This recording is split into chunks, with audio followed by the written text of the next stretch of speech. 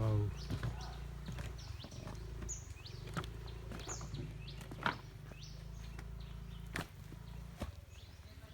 Köprü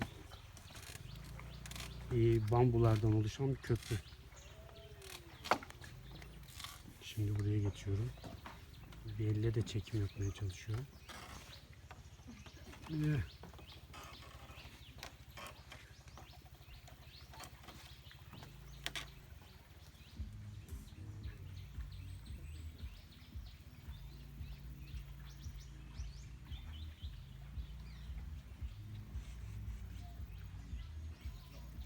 Hı.